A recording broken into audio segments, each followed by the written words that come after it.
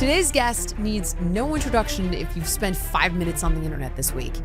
Benny Johnson is in the house, the man behind viral political commentary, digital showdowns, and meme warfare.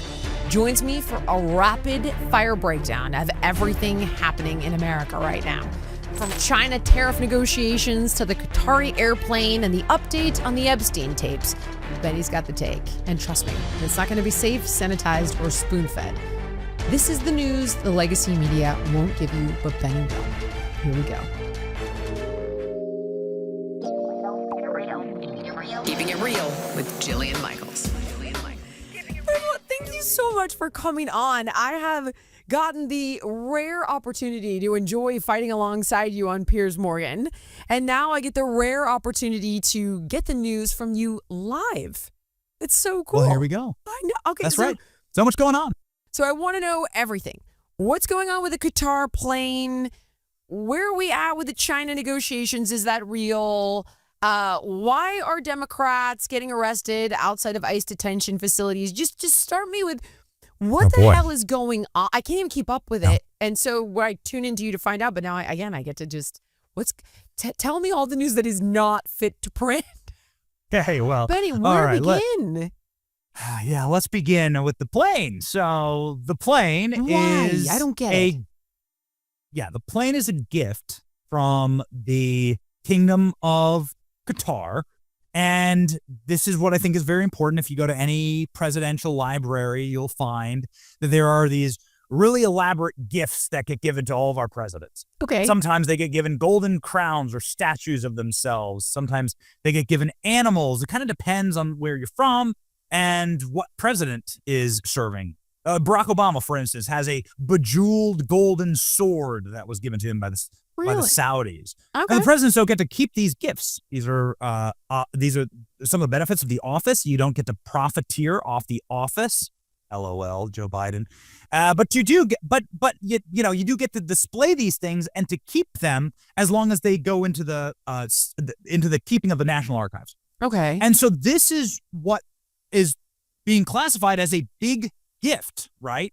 And by the way, if you can go to any presidential library and find gifts to the tunes of hundreds of millions of dollars. Really? Okay, so this isn't like a super duper scandal, because right now it's the friggin', oh my God, and why are they giving him the plane and what's on the plane? And I would never get on the plane. I can't. So this is typical, you're saying, then, across every presidency. So it's like the Trump meme, right? It's like the Trump, I'm not going to do this to Greenland meme with a giant golden Trump tower in the middle of a little fishing village. It's just big. It's just bigger. It's just more magisterial, but it is normal. And to my knowledge, and we looked this up yesterday, there's no limit to the actual value of the gift. Kim Jong-un, for instance, gave gifts to Donald Trump. Some of those gifts were like handwritten letters and paintings, right? Well, how do you value something like that? Every nation gives gifts to every president, and every president displays those gifts in their library. Okay. So that's why President Trump said, and he was very specific on this, the plane's going to go into my library. And we're going to park it down when I build my presidential library, and you'll be able to tour the plane. And so this is what they're classifying it as just a monster gift worth $500 million. Is he going to fly in the $500 million plane ever? That's what he says. He says it's better than the Air Force One, which was built back in the 70s and has that weird periwinkle blue color to it. President Trump's been obsessed with this, by the way. So there's a single item that meets you when you walk into Mar-a-Lago. I know that you've been. I haven't been actually. Oh, you haven't? No, well, I have a weird layer of removal from the MAGA Maha, but I like it because it allows me to, I owe nobody anything. I can call balls and strikes. I have not been to Mar-a-Lago, and I'm only going to the White House for the first time next week for a Maha event. Nice. But no, okay, so tell me about Mar-a-Lago. Yeah, you're like the mother of Maha. You know what? Right? One would think, and yet I don't work with the administration. I've met Bobby in person twice. I have no financial benefit, only detriment in my association with it because it's so friggin' controversial. And yet I feel like it's our one chance in my line of work to move the needle on getting chemicals out of our food and trying to legalize psychedelics to treat veterans for trauma. So Who knows, Benny? I mean, you'd think, but not really. But anyway, Well, I've still not been I to was talking with my Mar-a-Lago. wife. I was talking with my wife this morning. She's a nurse. She's been a Yeah, longtime I follower know of this. yours. She's And awesome. Nurse Kate's like, hold on, like you got to understand, like Jillian Michaels is the godmother of Maha. I love you for That she was saying it 10 years before anyone else was. Is that correct? That is true, yeah. 20 10? probably. But 20? it wasn't just me. It was myself, and it was Mark Hyman, and it was Michael Pollan, and it was Mark Bittman and Maria Rodale back when it was a crunchy granola left-wing thing to do to care about health. And now it's alt-right, which is bizarre. So bizarre. And I'm sure you'll have opinions on why that is. It confounds me on a daily basis that it's political at all. But nevertheless, I have tried to utilize this brief moment in time as a once-in-a-generation opportunity to facilitate change in areas that the average American cannot impact, like getting poison off of our crops. But I'm cautiously optimistic. Nevertheless, I have Now you're going to for the first time ever, but I have not been to Mar-a-Lago, so I want to hear about You're it. the What, way. what am I missing? Okay. So let's blend these two things together. Okay. So if you go to the White House, you have a meeting with Donald Trump, there's going to be a single thing sitting on his table inside of the Oval Office. One thing. Guy loves a lot of decorations. There's a lot of decorations around. There's only one thing on the table, and it's President Trump's new design for Air Force One. He's obsessed with it. He needs to have a new Air Force One. He wants to have a new Air Force One. The man knows his planes, and there's a scale model that sits there on the table in front of every world leader. This is something that Donald Trump really cares about, and he wants America to have a dominant look. He wants the plane colors to be changed, again, from like the kind of, I don't know, beta periwinkle blue, and to have, to have some balls, right? To have like real American color, like the colors of the American flag. Now he's going to paint the plane. That's pretty cool. And the problem has been this plane has been delayed for a very long period of time. We can't manufacture things in this country anymore. That's a problem. Boeing was supposed to have that plane set and ready to go by 2027. Now they're saying, 2040. And so, this is sort of. Is that real? Or is that hyperbole? It's going to be a long time. And Got President it. Trump I get what you're saying. Like a friggin' years and years. That's right. He wants to insane, use a by the plane. way, but okay. Yeah. He wants to take a bottle of Trump champagne from his vineyard and smash, the front of the plane and get it up in the air and say that this is one of his lasting legacies and something the guy cares a lot about. And the whole point of Mar-a-Lago is that when you walk into Mar-a-Lago, it almost hits you in the face, this giant model of Trump's Air Force One that he wanted. And so it just like sort of put the pieces together, read the mosaic, and realize this is something the guy really cares about. Qatar decided, well, that's Trump's love language. Oh, so we're going to fly on in there and give him a plane, and maybe he can use this instead. There's a national security purpose for it, obviously. These older planes, they don't have the same type of security measures and so on. We know that President Trump, there was a plot to blow up his plane using Stinger missiles or RPGs in the Palm Beach airport. And so this is clearly like a big, security problem. I get and it. so Yeah. Qatar gave him that plane. It's a flying palace. It's crazy. But it gets to like, we can't manufacture things in this country anymore, It's which, insane. does blend into something I did want to ask you about the president's pharmaceutical executive order, right? And bringing back like manufacturing, but then also like cutting the cost of pharmaceuticals. It's a bit more complicated. When I reached out actually to somebody who is a greater expert in the space than myself, a gentleman named Brigham Bueller, who's worked with big pharma and big insurance for many years, to his detriment, to be fair. And he was saying that the long story short is it's for, if you're on the teat, so to speak, if you're on the dole, then it will lower drug costs through like Medicare and Medicaid. But for someone like myself and probably you and your family, if you're paying out of pocket for insurance, it's not going to have an impact. But it's a step. It's a step in the right direction. It's not perfect, but it's moving in the right direction. What we do need to do to really level the playing field is get rid of those middlemen. So these pharmacy benefit managers. I'm not sure, are you familiar with these guys and who they are? This is a definite, okay, so these bastards are the middlemen they're legitimate bastards, forgive me.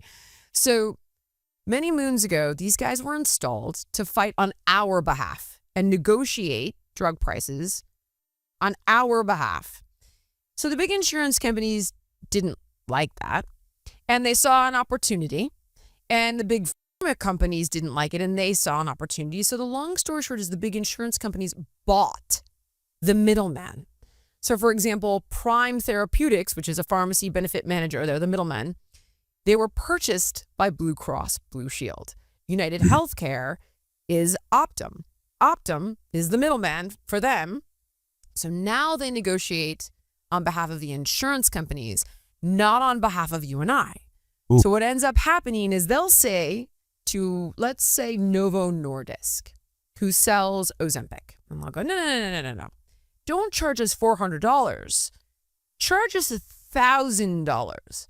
And then give us a rebate. You and I don't know about the rebate. They negotiate the rebate with their pharmacy benefit managers.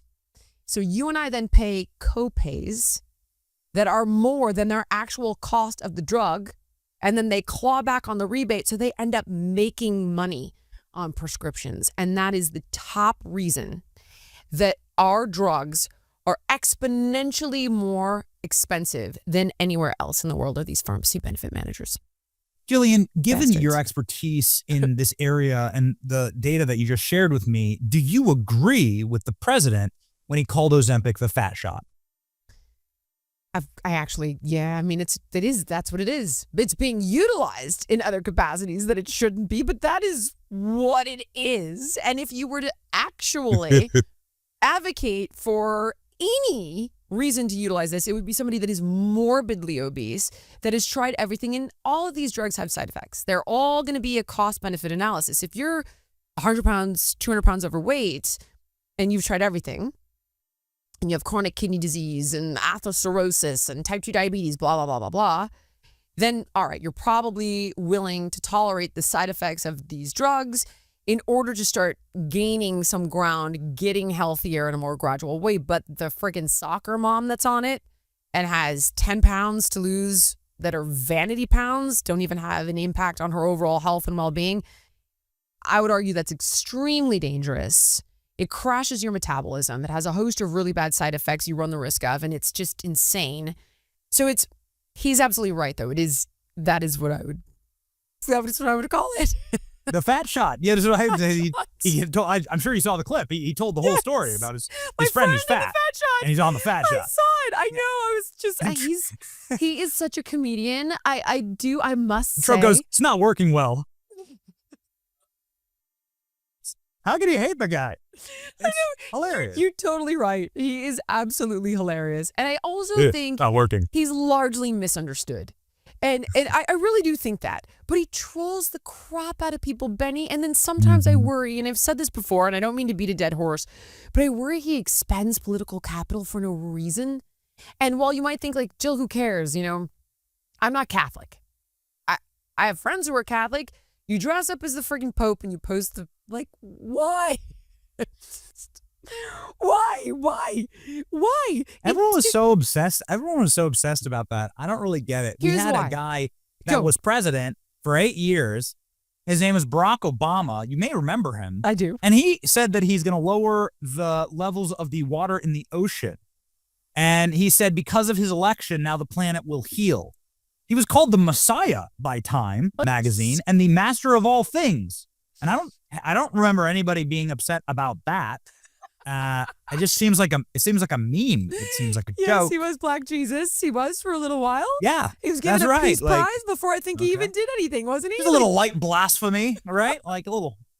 This is true. Little light heresy. It was outside in though, Benny. Whereas this is like he's putting that out there in the world, and all I'm thinking about, and please correct me if I'm wrong, the current Democratic frontrunner is still Kamala Harris.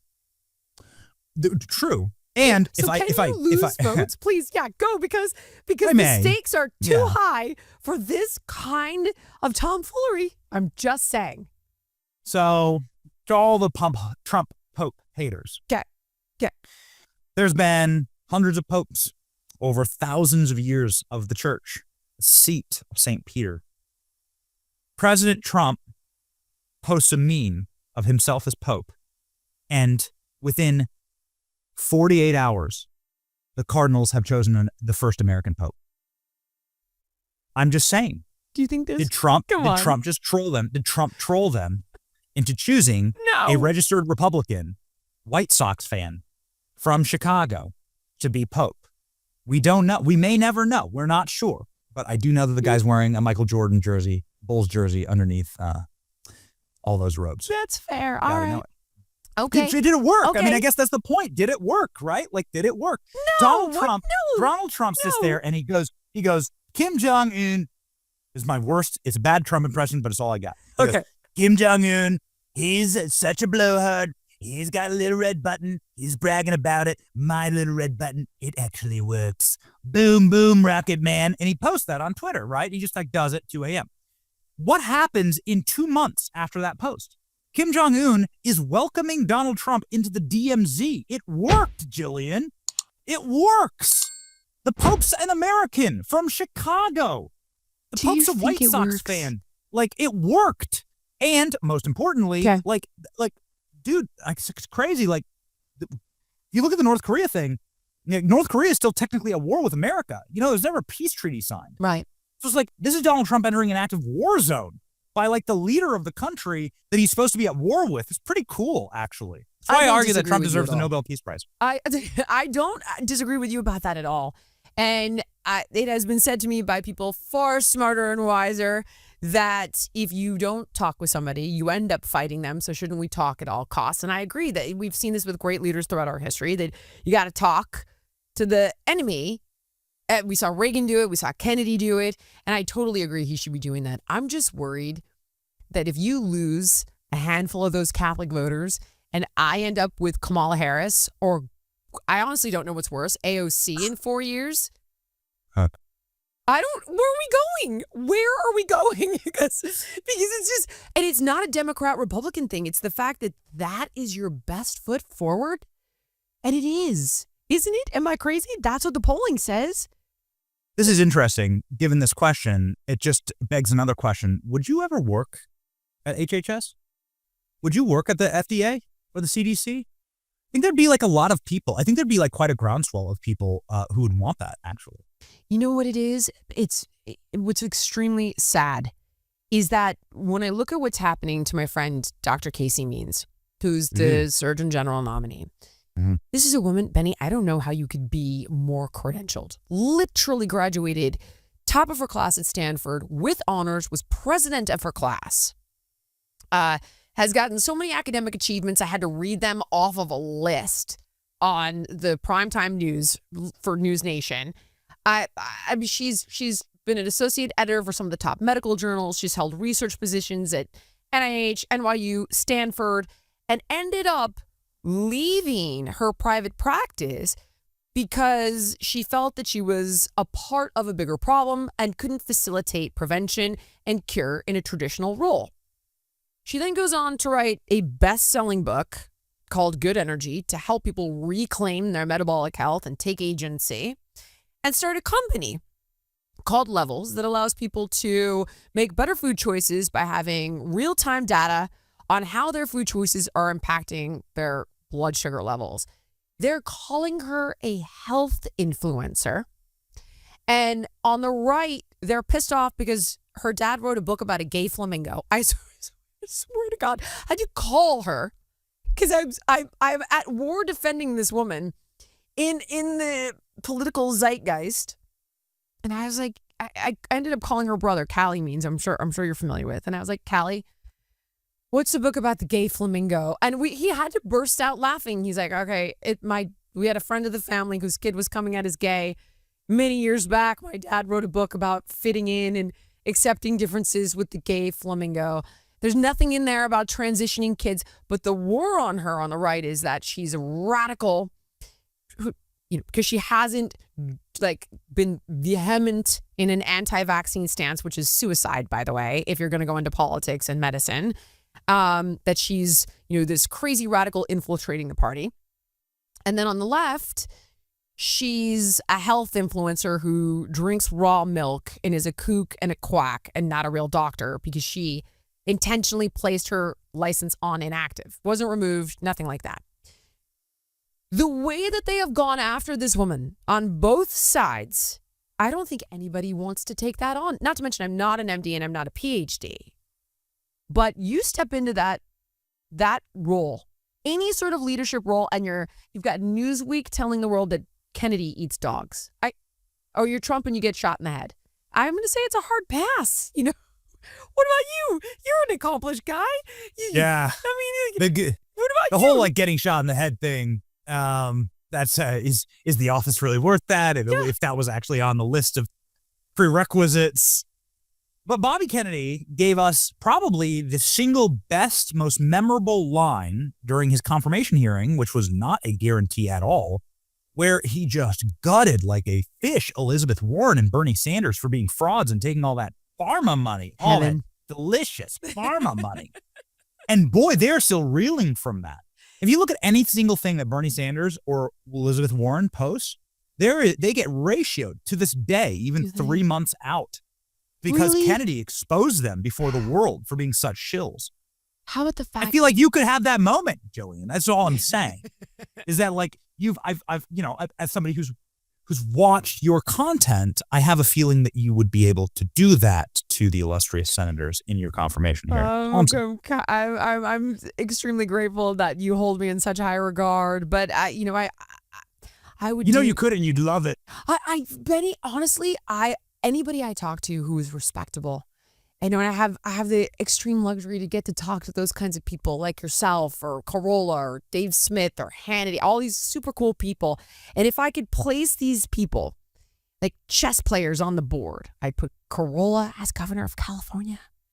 DeSantis steps down. I have Hannity run Florida. None of them want the gig. None of them want the job. And I just think it's such a filthy business that it does an excellent job of scaring people away from the space, because if you want to try to make a change, they're going to gut you, literally and metaphorically. And then I look at people like yourself who has not yet run for office, unless I missed something, and the influence that you have in your role. And I wonder, in my own unique wheelhouse, can I make more of a difference? Watching people like yourself do it in yours. I mean, I turn to you for the news. My freaking teenagers turn to you for the news. My teenagers. It's wild to watch this phenomenon. I would love to know what you think is behind this. I don't know about you, but when I was 13, I was not into politics. I have a 15-year-old and a 13-year-old, a girl and a boy, that watch you and Charlie Kirk, and they like their Rogan. And they like their Sean Ryan, and then my girl will kind of venture off into some pop culture crap. And my boy will get a little bit more into, the freaking guys like Andrew Bustamante and all that stuff. But they've got like you and Charlie Kirk for these kids. What is it, do you think? Based. Once the temps started rising, I realized I was back in the same worn out rotation, same tank tops, the same shorts, same everything. So I gave my daily uniform an upgrade with Quince. Their pieces are easy, they're elevated, and they make me feel more put together without even trying. I mean, they've got 100% European linen shorts and dresses for $30. Luxe swimwear, Italian leather platform sandals, and so much more, guys. And the best part is that everything with Quince is priced 50 to 80% less than what you'd find at similar brands. And they do this by working with top artisans and cutting out the middlemen. Quince gives you luxury without the luxury markup, and Quince only works with factories that use safe, ethical, and responsible manufacturing practices and premium fabrics and finishes. So listen, for me, I got a bathing suit, I got a travel bag, I buy all kinds of stuff. I got shorts, my entire summer wardrobe practically. Because listen, there's just no need to spend that kind of money when you can get the same exact quality for significantly less. And I feel great about my purchases for all the reasons that I just mentioned. I can vote with my dollars at Quince. So treat your closet to a little summer glow up with Quince, and just go to quince.com/Jillian for free shipping on your order and 365-day returns. That's QUINCE.com/Jillian to get free shipping and 365-day returns. Quince.com/Jillian. When we talk about success in the health and wellness space, people usually focus on the product. Maybe it's killer protein powder, a sleek activewear line, a smart home workout program. But what most people don't realize is that the real magic often happens behind the scenes. Take some of your favorite brands like Alaya Naturals, Skims, or mine, for example. Yeah, I mean, we've got the products and the hype, but we're also using something that makes the selling part smooth and seamless. That business, the behind-the-scenes business, is Shopify. And nobody does better than Shopify at selling. Home to the #1 checkout on the planet and the not-so-secret weapon, Shop Pay, which boosts conversions by up to 50%. That means fewer carts get abandoned and way more sales actually go through. So if you're serious about scaling your business, your commerce platform better be ready to meet your customers where they are online, in-store, in their feed, and everywhere in between. Because businesses that sell more, they sell on Shopify. Upgrade your business and get the same checkout Alaya and Skims use. Sign up for your free $1 per month trial period at shopify.com/Jillian. That's shopify.com/Jillian, all lowercase. One more time, shopify.com/Jillian to upgrade your selling today. So children, I have 4 kids of my own. Children are ravenous. They're starving and ravenous for truth. And they want the world to make sense. And they don't want to be confused. And they want order, actually. Children are hungry for order. And they're also hungry for punk rock. They're hungry for like the ideas that aren't allowed, right? That maybe they shouldn't know. And there's that constant search from whence they were like very, very young. And I think that continues into adolescence. This is why punk rock, rebellious movements have always been very popular with the youth. And what the left, I think, didn't understand in their conquest of all things culture is that they would become this very sad, sensuous monolith. Yes. And that's going to be repulsive to young people. It's why actually Donald Trump is rating 67% approval rating with under 40s right now.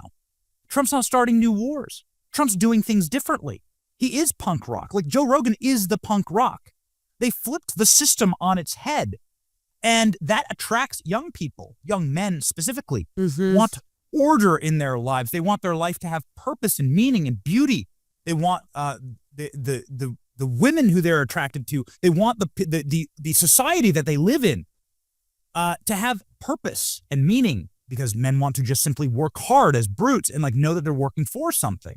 And they don't want to go die off in some sandpit somewhere for some other nation, right? Yeah. They want this nation to be preserved. And that's like speaks to the soul of like who men really are. And they like intrinsically, we all know when we're being lied to. You brought up Kamala Harris. Like everyone knows that she was lying about working at McDonald's. Now, why would you do that? That's stolen valor. That's like you going in and like you're a privileged DEI hire. And you're gonna sit there and like try and like lie about being part of the working class, working the fries, when Donald Trump just goes up and like works the fries as a billionaire and arguably the most powerful man walking the earth. And what does that say to other young men? One, it's humanizing. Yes. To all of us. It says that like all of us who worked fast food, myself included, really, that you have dignity. That's truly dignifying the working class. Trump doing it. And then Trump serving all those people in the McDonald's line, it says servant leadership, which men, it has always attracted men to go to war, to be to fight. That's what you want in a good general. That's what you want in a good leader. And so if you're asking why young people are, I wouldn't say gobbling up like the right wing content. I think they're simply finding truth and order in the world. In the Tucker Carlsons and the Joe Rogans and the Dana Whites and the worldviews of like President Trump and Elon Musk, because one, it's aspirational. Nobody wants to be Kamala Harris, and nobody hopes their daughter grows up with the Kamala Harris career trajectory, right? Except for maybe Willie Brown, and then clearly no young man wants to be Joe Biden, right? Unless they're paid to say so online, but even that's a lie, and a hideous one at that. And quite frankly, nobody wants to be Barack Obama. Like everyone's like the Michelle Obama whole podcast thing. Don't even get me started on that. What but like, the hell is that? It's so humiliating for him. Every day man. there's something else that she's Bro, like glorifying wife- divorce and what, Benny. Your wife, you don't have a happy marriage if like your wife is constantly going on a podcast and speaking to her dozens of fans about what a piece of garbage you are. What like do you right? think And that is? yeah. It is like is it because it wasn't rating at all, but yet people are talking about it because it's a car crash you cannot look away from? Yeah. I don't know. Maybe it's because of that photo that he posted on Valentine's Day where she looks like a pirate and, like she looks like she looks like one of the characters from inside the Pirates of the Caribbean ride, actually, right? Like a very poorly lit, awful mannequin. Anyway, the point is that like nobody wants to be that. You have to be aspirational. So President Trump's in Saudi Arabia. He's in Riyadh today. And clearly when young men look up and see that the king of Saudi Arabia, the crown prince, is leaving his kingdom to go meet Trump at the airport. By the way, that's not how it works in kingdoms. When you're in someone else's kingdom, you go to the king, not the other way around. When they're seeing like the power and the prestige and the bringing of jobs and trillions of dollars of investment, and Trump just kind of like effortlessly like rolling through with such respect and dominance, like that's going to like enliven something in young men. And it's why you're seeing the polling, young men breaking so hard for just a party of common sense that like speaks to truth and more importantly speaks to the men that they hope that they can be someday in their lives. It's so true. But you know what's interesting is I see it with my teenage daughter. And while I know everyone's talking about how girls are breaking far more left, not my daughter. And I don't know if it's because this kid is straight. She's always been straight. There's been zero curiosity or questioning for her. She doesn't judge it. She doesn't care. She has a bunch of moms, obviously. Myself and my ex are split and we're both gay. So she's like, doesn't care at all. But I almost wonder if her desire to watch people like yourself or people like Charlie Kirk is that very traditional norm of wanting a guy that's a guy. I see her attracted to men that are men. She wants a guy, she's 15, that will open the door, that will be strong and hold these traditional roles. And I don't think there's anything wrong with that. And to be honest, just because I'm gay doesn't mean I don't love men. I relate to men more. I have a brother, a business partner. My friends are guys. I definitely am drawn to those characteristics in my male friends. Strong men that love their kids, that respect their wife. But there is something to be said for what you're talking about, that I am starting to see more young girls, my daughter and her friends, gravitating towards, whether it's the boys I see them have crushes on in school, or whether it's the men I see them watching on a freaking YouTube. It's fascinating. And I have to say, I'm not against, I don't care, love who you love, do what you want to do, be into what you're into.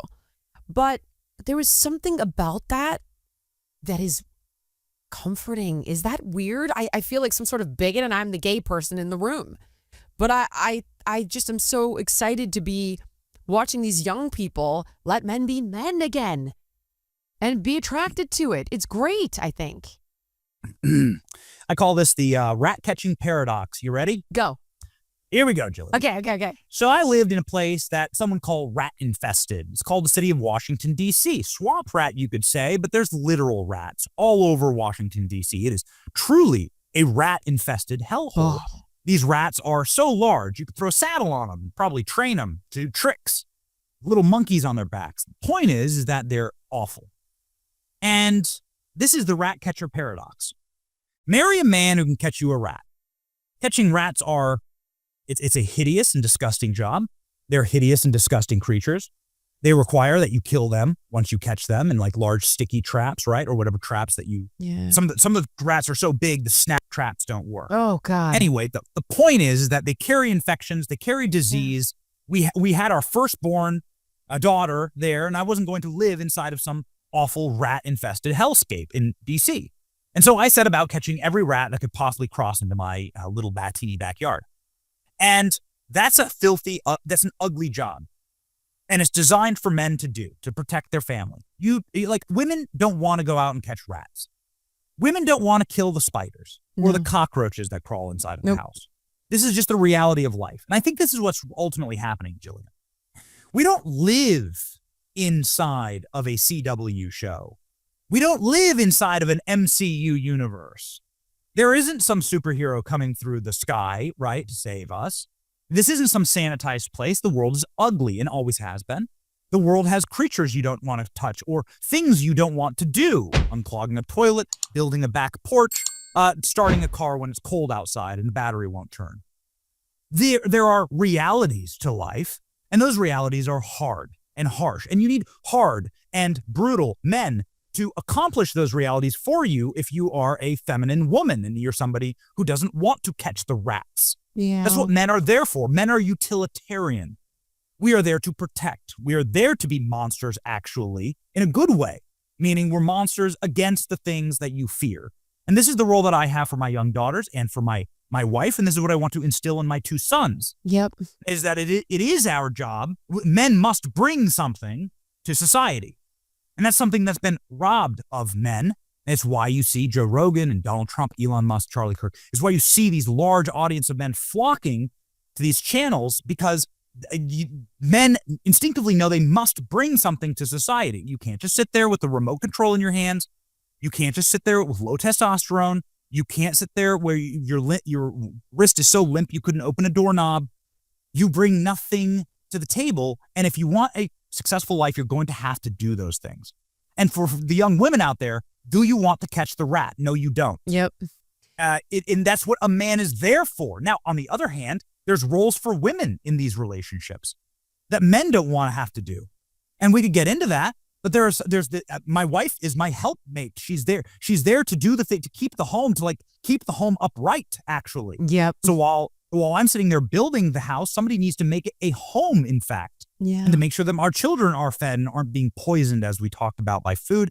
And these are the kind of things that ultimately you unite them together, and you get the thing that has driven society forward forever, which is the instilling of your values in more human beings.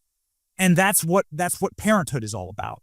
And the creation of these human beings and the instilling and passing on of your values is actually the driving force in all of society and every society that's been successful. Once you lose that, you lose your society. Yep. That's why I have a lot of hope. And finally, in conclusion here, that's why I have a lot of hope, because conservatives and people who believe in traditional values, they're the only ones really having kids, actually. I have 4, but I know young people that are getting started a lot younger than me. They want like 8 or 10.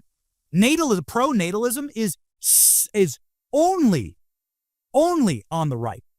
It is, in fact, it's on the left that says castrate yourself, live just for you, have no children, children are a burden, and you should actually be a dead limb, right, on your family tree.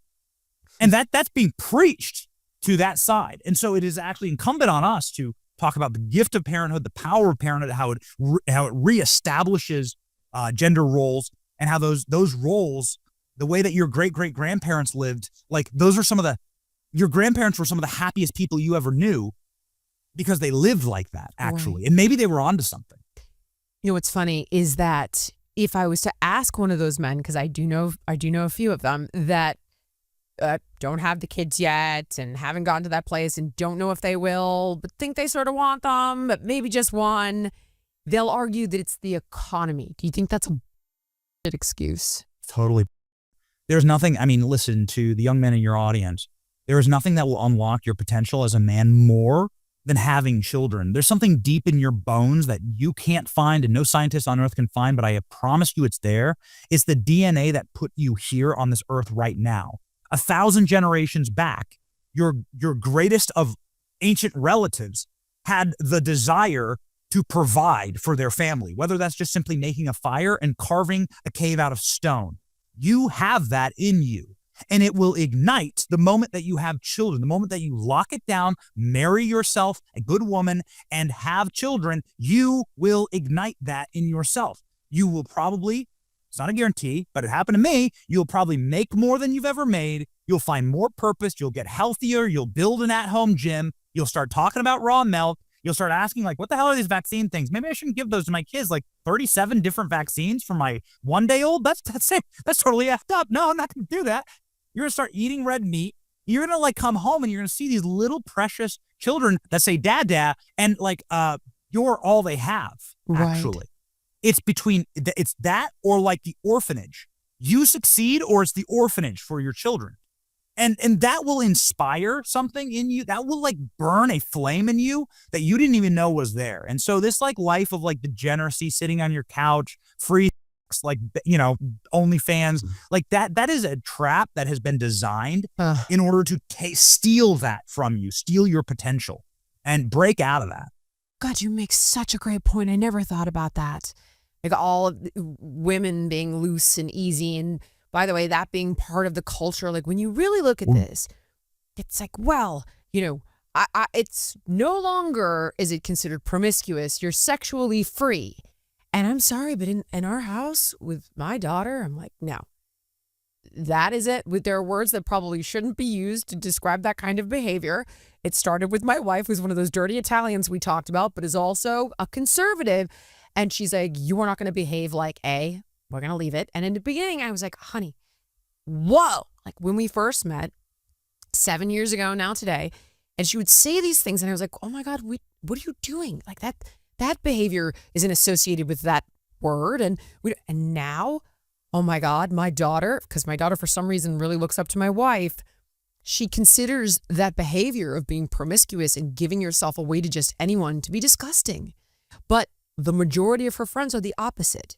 And they'll send pictures that are, I don't want to trip this friggin' algorithm, but they'll send pictures of themselves naked and all this stuff that she ends up telling us about on Snapchat that we don't let her have. And they've been doing it since 6th grade, and it starts there. And it's glorified in this weird way as being free with your body. And then with boys, I wonder, like, we're disempowering them. Like, you'll never own a home. So I'm seeing it with these young millennial boys. And even now some of the Gen Zs that are coming up, they feel emasculated in that way. And then I have another question for you, because now I'm starting to think, based on what you said, that so much of this is by design. But this seems innocent. As you're talking about killing rats, you kind of feel guilty as a woman going, well, I don't want you to have to do all that dirty stuff. That's not fair.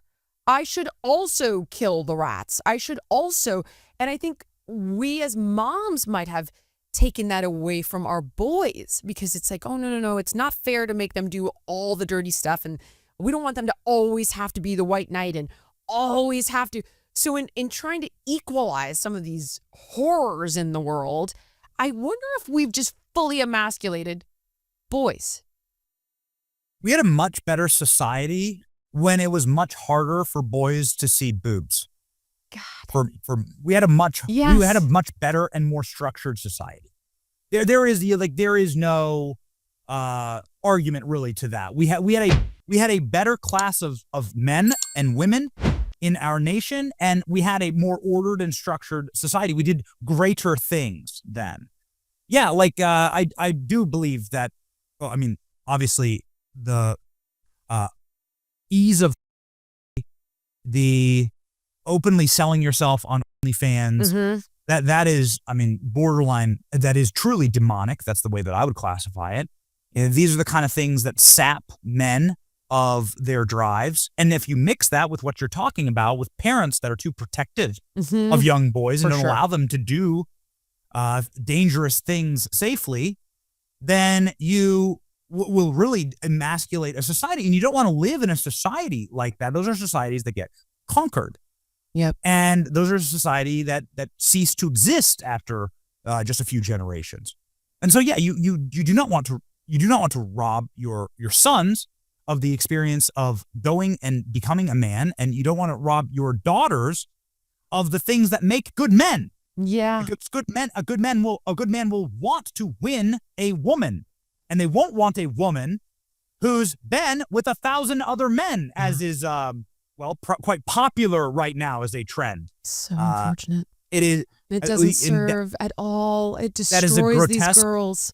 Yes, it is a grotesque succubus. Everybody knows that it's evil. Everybody knows that it's demonic, and that is antithetical to your design and to happiness. And you can see the deadening of the eyes, in real life. That's so true, Benny. It's like I've never really stopped to think about it. But you know what's weird? I don't know if you ever saw this episode of Theo Von, and I happened to catch it, and it had to do with, I'm gonna have to bleep this, but had to do with and who was really behind it financially. And oh my God, if it wasn't like BlackRock and JP Morgan and all these major institutions, you could Google it. It's out there. And I just thought, this has got to be more than money. Like, if the people that are behind this financially are some of the biggest corporations in the world, if not the biggest, I mean, they own like what monster percentage of all the Fortune 500 companies or the S&P 500, like practically all of it, outside of the small amount we can collect amongst Americans with our 401ks and our Roth IRAs. Like, that's who was behind that. And it did give me pause for a moment, and then I went on with my day. But as you and I are talking about this, I just kind of wonder, like, this, I hate to put on the tin hat and you know, be conspiratorial, but my God. Well, conspiracy theorists are up 1,000 to 0, so, I mean, why not? Right. It's funny because you've already done that, right, Jillian? We started this conversation by saying you were always right. You were just early, about 10 to 20 years early on all these issues, right? But so you've already done it, right? So wear the hat proudly. Fair. I will wear the hat proudly. Is there something that you think we go too far with, though? Because, like, I remember when the election was happening and Mike Benz, and I have nothing but respect for Mike Benz. He's brilliant. But sometimes I think when you're super duper brilliant, you can start to lose your shit a little bit. And I remember on Twitter, he's like, these are all the ways that they're going to steal the election. And I remember thinking, okay, they shot this guy in the head. They've indicted him 100,000 times. They've tried to bankrupt him. And I'm looking at, and he won the election. Like, and there was a dinner party that I had been at prior at Dave Rubin's. And I will leave out the name of the guest, but there was like your usual suspects kind of in our, I guess I'll say our space now, even though mine is traditionally health. And one of them was like, put the phones away. You know, and I remember Schellenberger looking at everybody, Mike Schellenberger, for anybody who doesn't know just his last name. And he's like, you guys have all lost your, I think this is going to go fine. Like, do you think there's one we've gone too far on that it's just not serving us? Or do you think there's a truth behind all of these conspiracy theories? Because I'm definitely becoming more prone to them, which is scary.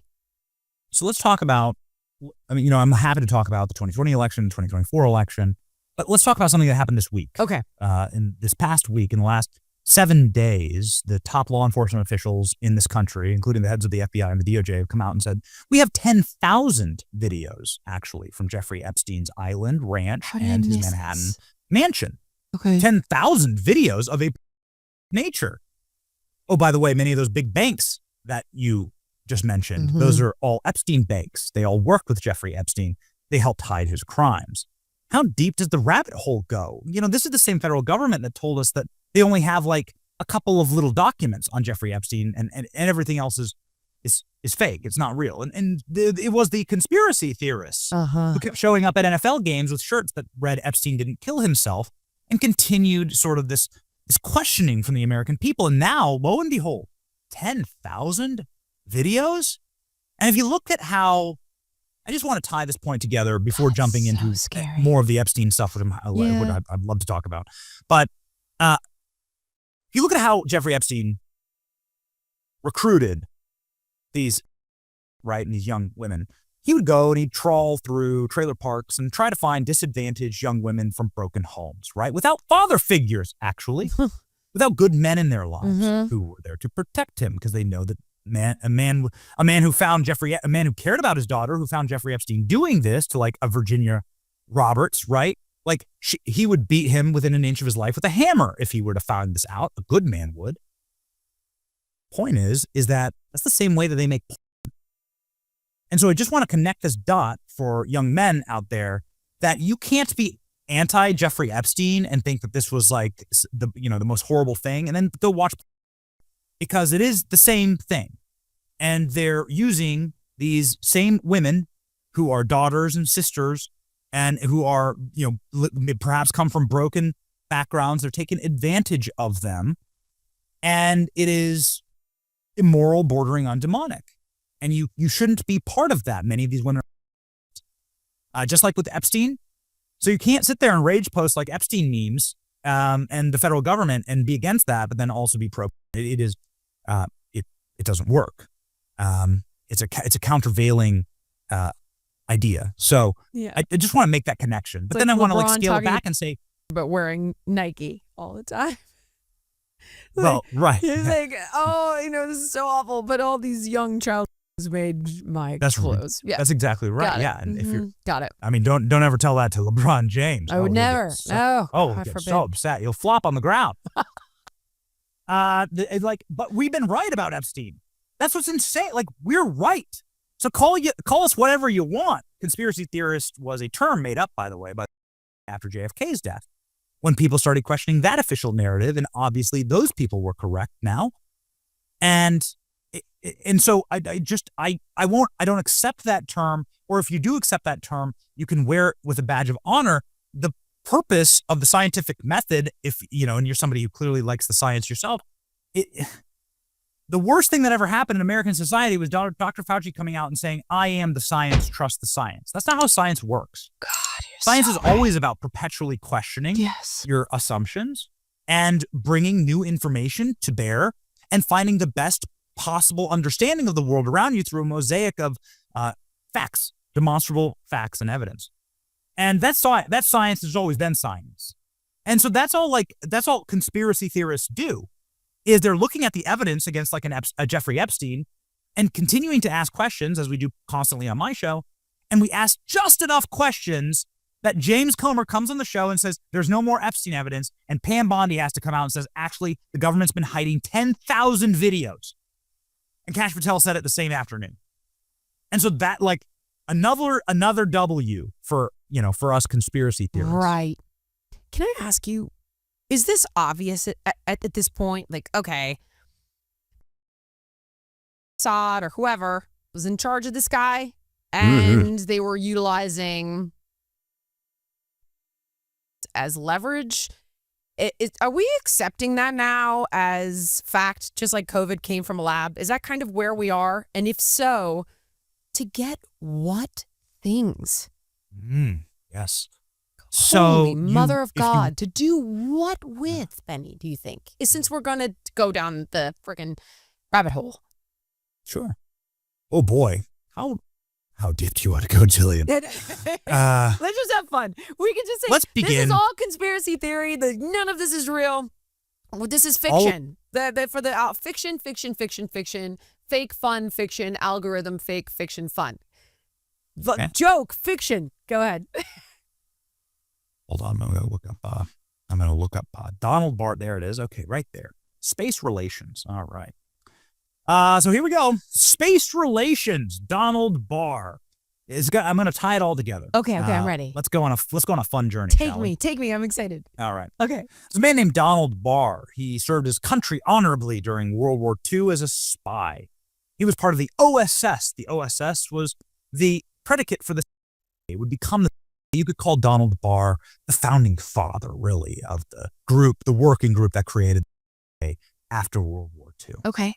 Donald Barr went on to run a very prestigious school in Manhattan, and that school is called the Dalton School. That school gave a job to a young man who had virtually no credentials and was plucked from total obscurity to go teach little kids. That man's name was Jeffrey Epstein. Yeah. Jeffrey Epstein was hired by Donald Barr to work in this school and was taught so much about American financial systems and banking systems and so on and so forth. Donald Barr actually assisted in connecting Jeffrey Epstein with Ghislaine Maxwell.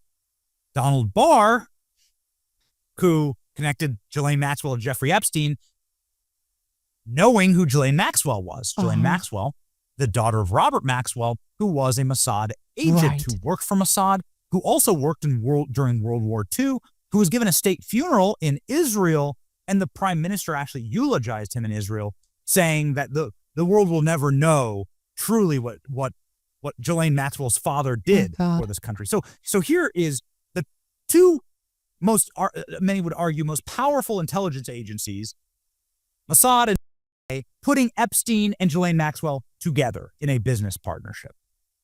So that's the foundation there. Now, why so much compromising material on presidents and prime ministers and royal family members, Hollywood celebrities, and so on. Why do that exactly? Donald Barr wrote a book. You can still buy it. There's not many copies out there, but you can still buy it. Donald Barr's book is called Space Relations.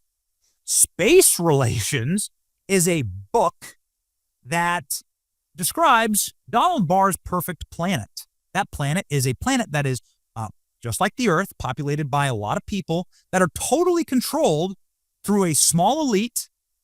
And it's a real thing. It was published in 1973, and Donald Barr explains what the perfect operation would be, what a planet would look like. A single planetary government where everybody effectively is controlled through by a group of elites. These are real things. You can go look up the book yourself to find out. Here's where it gets crazy. Because it Donald wasn't Barr, crazy up till now. Donald Barr. So you can elucidate Right. that perhaps through this operation, this honeypot operation with Jeffrey Epstein, who we know Jeffrey Epstein belonged to Intel. We have the FBI document saying that Jeffrey Epstein is a confidential human source. We know that Jeffrey Epstein, there's no source of his money. Somebody was giving him hundreds of millions, if not billions of dollars. What fund? There's no source of his money. Right. Okay, I remember that part. So given the insight that we can see into Donald Barr, the man who made Jeffrey Epstein, his worldview, he would like to control a planet through God. So this is how you control a planet, right? You get compromising material on Bill Clinton, you get compromising material on Prince Andrew and many global leaders, right? Ehud Barak and so on. 10,000 tapes worth, I guess. That's right, and that's what they've admitted. That's what the federal law enforcement has admitted, that they've been staging a massive cover-up of this. Inside of Jeffrey Epstein's apartment, when the feds raided that apartment, there was a painting of Bill Clinton wearing Monica Lewinsky's blue dress. Perhaps you've seen it. No. It sat inside of the doorway of Jeffrey Epstein's apartment, Manhattan mansion. It's a $56 million mansion on the Upper West Side. Still, nobody knows how he could afford these things.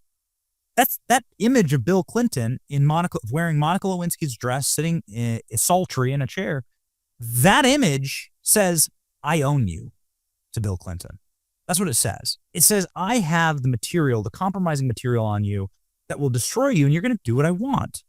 And when the feds raided his Manhattan mansion, Epstein's, they found boxes of hard drives that were marked evidence, had yellow evidence tape wrapped around them. According to the testimony of the special agent in charge of the FBI, they didn't put the evidence tape there. That tape was put there by Jeffrey Epstein.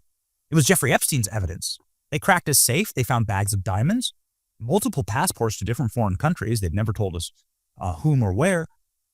And you could clearly see that this was obviously the operation. Now, here's the final interesting thing. Okay. You want to get your mind blown. Donald Barr has a son. That son's name is Bill Barr. Bill Barr was in charge of the Justice Department when Jeffrey Epstein was killed.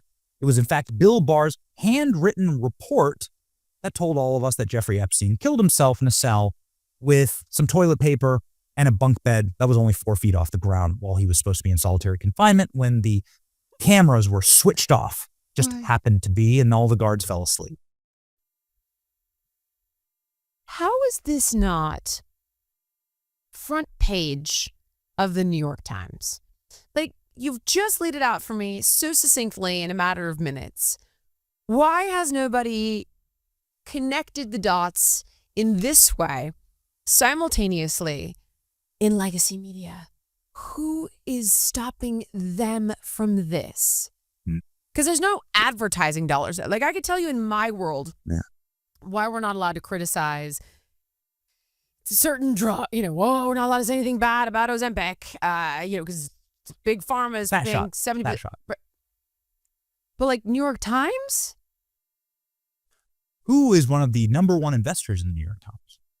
Who is a lead investor in American digital media and traditional terrestrial media?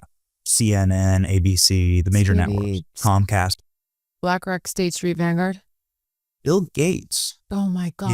Is the number one private investor in American corporate media by the sheer numbers. Bill Gates, of course, had his marriage destroyed because of Jeffrey Epstein. Melinda Gates called Jeffrey Epstein the most evil, sinister person she'd ever met.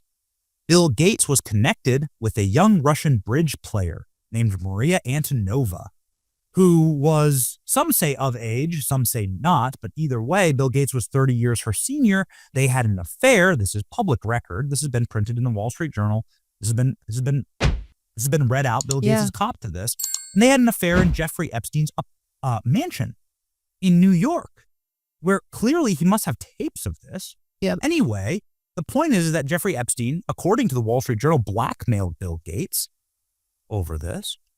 This is how culpable Bill Gates is in the entire Epstein saga. And more importantly, why Bill Gates is probably trying to keep all of the information about Jeffrey Epstein dead, like Epstein. That actually makes great sense. You know, this guy, in my line of work, was single-handedly responsible, or maybe it's not single-handedly, but let's say largely responsible for the silencing of any COVID questioning people online or vaccine hesitancy with regard to these shots that were pushed through emergency use. And I had a woman on who was vaccine injured, and she went on to talk about how he funded this study called the Virality Project to the tune of, I think it was like $50 million. Forgive me if I'm getting it wrong. It's been a while since we've talked. Long story short, this is the study that goes to Biden's desk. And it's what is utilized to systematically silence and cancel people online. And they had a group on Facebook for people who were injured during the trials, because she was injured during AstraZeneca's COVID vaccine trial, shut down the freaking private Facebook group. And everybody else, by the way, who would wonder if it came from a lab or wonder if ivermectin was a potential therapeutic in treating it at the time.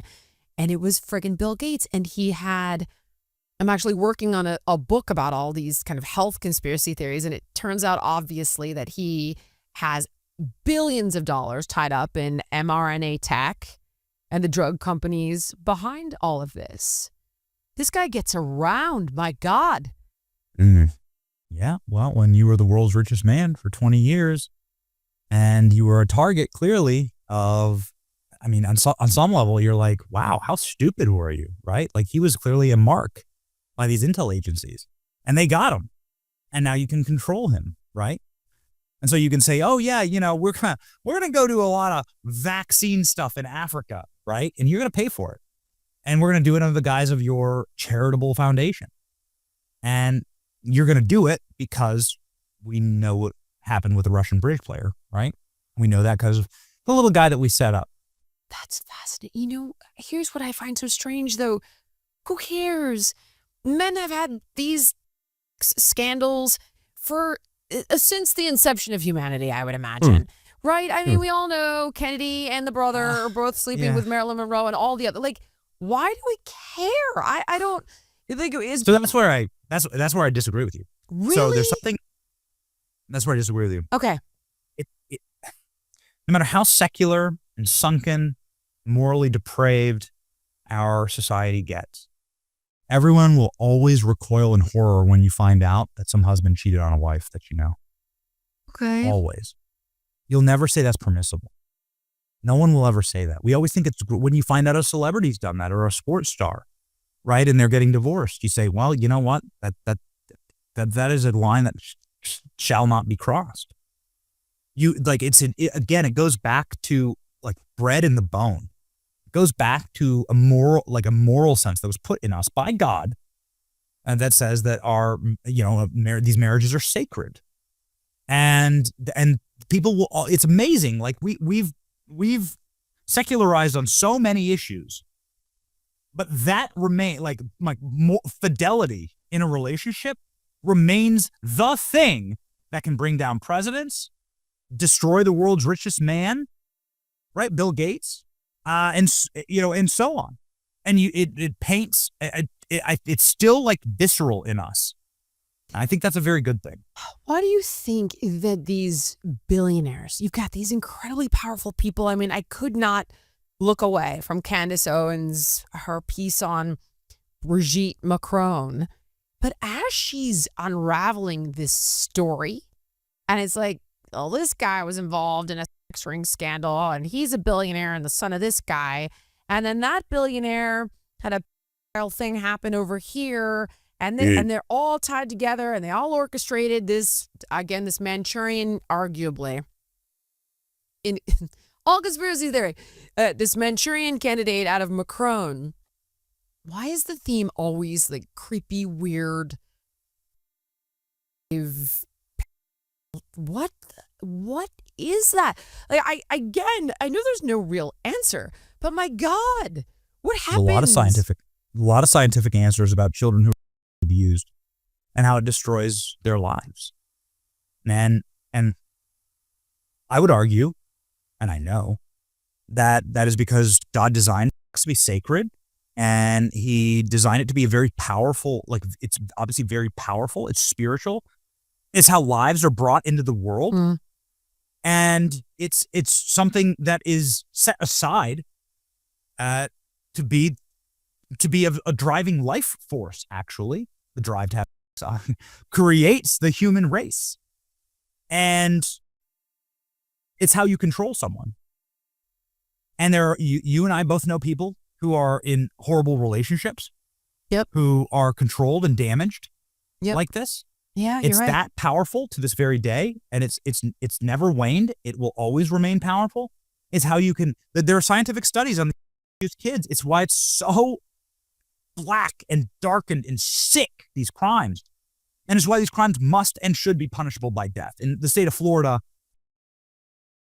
is a permissible death sentence. Is it really? In this state, it's part of why I'm raising my children here, and for good measure. Nobody wants to bring their kids to Disneyland and assume that there's like, Disney World, or Universal, and there's, not going to be punishment if somebody, you're exposing your family, right, to a state and its laws. It's so true. Yep. And you should, there should be the highest possible capital punishment, because what science has found and many studies have found is that this destroys a child forever. And that's why I call it demonic, because steal, kill, and destroy. You're trying to rob this child of their innocence, rob them of health, functioning throughout life, and the procreation and continuation of the human race. And so that's dark. That's just evil. That's just the banality of evil. No, I agree with you. You bring up God and you bring up demons, and I know there's a certain element of metaphor, but is so much of the core values you espouse entrenched in religion, or am I off base? Entrenched in spirituality that I think is self-evident to all of us. Because everybody knows that feeling, man. Like, I don't disagree with you. The only everybody knows, every woman, so maybe not men, okay, because men are like a little more brutish and binary. But women know that feeling when you're walking down the street and you see someone coming at you and you say, I'm going to go to the other side of the street. That's just, that guy's not right. Women know, man. Women know. Okay, they know. And there's a sense. Oh, it's women's intuition. Well, what is that really? There is spiritual energy in this world, and I'm a Christian, and so I believe in that through the lens of the Bible and the Holy Scriptures, and I believe that we are human beings, that we're not having a spiritual experience, like we're spiritual beings having a human experience. I see what you're saying. And that if you tap into that, and so many people like that are wise, like really tap into that, you'll find you'll find that a lot more clarity in your life. The reason I bring up religion is because I've been looking to have this conversation somewhere with someone, and maybe it could be you, as a person who grew up with no religion. My dad was Arab and my mom's mom was a Jew, and to make a long story short, they kind of just left it, and which was, for me, not a bad thing. I respect all religions. Like you're an Arab and a Jew, probably a good idea. Yeah, right. Yeah, it'd be a tough Thanksgiving for everyone. I got presents. I was a happy kid. There was I got to go to this Hanukkah thing and that Christmas thing, and I was good. I was good with all of it. But one thing that gosh, I don't even know how to put this the right way, but when you grow up in California, which wasn't really a bad thing when I was growing up, but nevertheless, you grew up in California, and then you find out you're gay and all these things, you start to look at religion. I'm saying this as a bad thing. I'm taking ownership of this. You start to look at religion almost as dangerous because you're thinking, oh, okay, hold on. You aren't going to like me because you want me to live a certain way, and you're not going to want me to have certain freedoms because I'm not, the religion says no. And you just kind of become biased. You develop this bias against religion, which I wasn't super aware of until, ironically, I met my wife who's Roman Catholic. And she would just lay into me about this bias, and she felt bad for me, and I was untethered, and I didn't respect religion, and I didn't appreciate the lessons it taught. I didn't appreciate the culture that it provided her, and the tradition and the community. And I ended up learning all of that. And what I find so bizarre, by the way, is that having grown up with no religion, and really, honestly, I am ashamed to admit, I respected it, but like not really. You know, the kind of thing where you're like, yeah, okay, and the earth was 7 days, and okay, sure. I really didn't. I do now, and I didn't then. But what's so weird is now all the people that I talk to that make sense to me, they're all religious. And I think, do people who are religious hate people that aren't? And I'm honestly, I know this sounds ignorant to you, but like you'll see Matt Walsh, and I actually happen to like Matt. I disagree with him on a lot of things, but there's also a lot that he says that makes sense to me. And I would hope that we could continue to have conversations down the road, despite the fact that we're so diametrically opposed on such key issues. But he'll go on, I think Tucker, and say it's an abomination for gays to adopt kids. And of course I have 2 kids that are both adopted to me. And then I'm like, God, where does this leave me with identifying with people who are religious? Hannity's religious. You're Christian. Russell Brand is religious. For whatever you think of him or not, that has been proven or not proven. Nevertheless, so far he's been nice to me. He's religious. Matt is religious. Like people look at gays or people like myself, and they think, oh, you fool. They're going to like take away your marriage and take away your kids. And where do these two worlds intersect? In other words, does that make any sense what I'm trying to get at? It's a weird place to be when you're identifying more with an entire group of people that are religious, but you worry that maybe that religion doesn't really like you. So is that weird?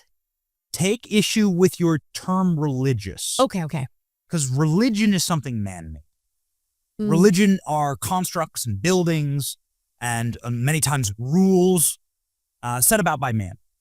Yeah. I'm talking about being a simple Christian, Jillian. I'm just a simple Christian. I don't think I even have a denomination, to be perfectly honest with you, other than reading the scriptures that are readily available to me and everyone. Yeah. And you can read about the man, the Son of God. His name is Jesus Christ, and he changed the world forever. And regardless of what you believe in Jesus Christ, I believe he's the Son of God. Whatever you believe, this is the single most important life on planet Earth. It's the life that everybody still can still bring about so much conversation and so much dynamic movement on Earth. It's the life that changed the planet, manifest destiny, Western civilization, the kingdoms come. Okay. All right. And so this profoundness, the profundity of that life should be studied. And what do you find when you study it? What do you find when I, a simple Christian, simply reads my Bible? I find that not only was Christ sent here to do away with what's called the Old Testament, meaning he's, I got to say this very carefully.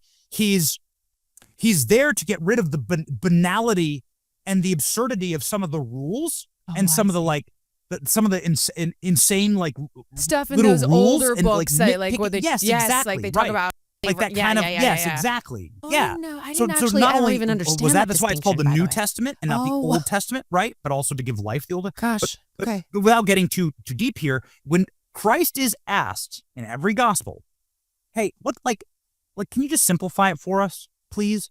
What is going to get me into heaven? What is it that you want here exactly? Right. And Christ says, okay, it's 2 rules, actually. Very simple. Like, you got to love God. You got to acknowledge that there's a God. And let's just stop there for a moment. The most evil things that have ever happened on earth have happened because of men who believe that they are God and that there is no God. Whether you're looking at the killing fields of Pol Pot, Mao Zedong, or Joseph Stalin. Yeah. These are atheistic worldviews that believe that they're God and that human life is irrelevant and doesn't matter. Some of the darkest evils that have been perpetrated against children, against humanity itself, are people playing God. Many would argue that Dr. Fauci viewed himself as a god, like a demigod, right? And yes, that he, I am the science. So, yes, I am the science. And there's a very famous photo of Dr. Fauci in his office with a votive candle with Dr. Fauci on it. Yes, It's him as a saint. It's him as a deity, actually. Yep. Anyway, so that is the first command. Like, you're not God, and you won't be God, and it's important to understand then the structures of the universe, right, as Einstein would call them, set about mathematically with mathematical purity and beauty that cannot be explained and cannot be rationed away, right? It's not all random. Life isn't random. There's a mathematical and physics and thermodynamic order to the universe. And then the second thing that Christ says is love your neighbor as yourself. Like, love other people. And do your, like, God will judge and I will judge, and do your best to love other people, right? And that's up for God. Like, that's not up for me, actually.